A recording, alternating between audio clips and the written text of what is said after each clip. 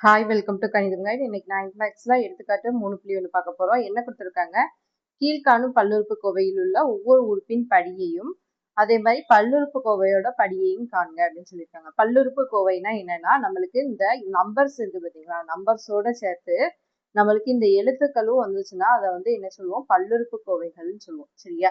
First படி எப்படி கண்டுபிடிக்கிறதுன்னு பார்ப்போம். ஒவ்வொரு உறுப்போட படி கேட்டிருக்காங்க. சரிங்களா? ஒவ்வொரு உறுப்போட படினா இந்த தனித்தனியா பார்க்கணும். சரியா?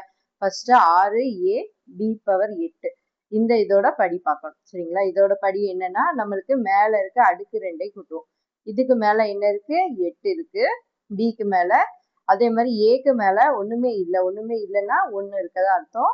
என்ன வரும், 1 + 1 8 + 1 9. அப்ப இதோட படி என்னது, 9. அடுத்து இந்த இதோட படி பார்ப்போம். 5a² b³ c². இதோட படி என்ன வரும்னா, ஃபர்ஸ்ட் 2, அடுத்து பியோட அடுக்குல 3 இருக்கு, அதுக்கடுத்து சியோட அடுக்குல 2 இருக்கு. இது 3ஐ கூட்டினோம்னா என்ன வரும், 2 + 3 5, 5 + 2 7 வரும். சரியா? அடுத்து 7ab. இதோட படி என்ன வரும், நம்மளுக்கு 7 பவர்ல ஒண்ணுமே இல்லை, இப்போ 1 இருக்கதா அர்த்தம். அதே மாதிரி பில ஒண்ணுமே இல்லை, இப்போ 1 இருக்கதா அர்த்தம். 1 + 1 2. சரியா? அதுக்கடுத்து 4a b² c. 4b² cல பில அடுக்குல என்னது இருக்கு, 2 இருக்கு.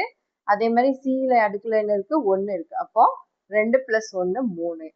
அடுத்து 2ஓட படி பார்க்கணும். 2ல வந்து பக்கத்துல எந்த உறுப்புகளுமே இல்லை. இங்க பாருங்க, ஏயோ பியோ சியோ எதுவுமே இல்லை. அப்படி எதுவுமே இல்லைன்னா நம்மளுக்கு என்ன வரும்னா, அதோட அடுக்குல மாறிலியோட அடுக்குல வந்து 0 இருக்கதா அர்த்தம். சரியா? 0 இருந்தாலும் அதோட வேல்யூ என்னது, 1. சரிங்களா? எதோட அடுக்குல 0 இருந்தாலும் அதோட வேல்யூ 1 தான். சரிங்களா? அப்ப இதோட படி என்னது, நம்மளுக்கு 1. சரிங்களா? அதுக்கடுத்து பாருங்க, படி வந்து என்னது, 1 கிடையாது, 0. ஏன்னா இதோட அடுக்குல 0 தானே இருக்கு, அப்ப 0 தான் வரும். சரிங்களா? அடுத்து நம்மளுக்கு என்னது கேட்டிருக்காங்க, பல்லுறுப்புக்கோவையின் படியையும் காண்க. இந்த பல்லுறுப்புக்கோவை மொத்த பல்லுறுப்புக்கோவையும் படியையும் கண்டுபிடிக்க சொல்லியிருக்காங்க. மொத்த பல்லுறுப்புக்கோவையின் படி எப்படி கண்டுபிடிக்கணும்னா, இந்த அடுக்குல எது வந்து ஹையஸ்டா இருக்குன்னு பாருங்க.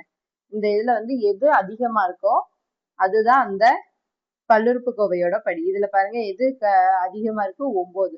அப்ப அந்த பல்லுறுப்புக்கோவையோட படி என்னன்னா, பல்லுறுப்புக்கோவையின் படி வந்து என்னதுன்னா 9. சரிங்களா? இருக்கிறதுலே அதிகமானதுதான் பல்லுறுப்புக்கோவையின் படி, அதுதான் என்னது, 9. சரிங்களா? தேங்க்யூ ஃபார் வாட்சிங். சேனல் வந்து சப்ஸ்கிரைப் பண்ணி வச்சுக்கோங்க.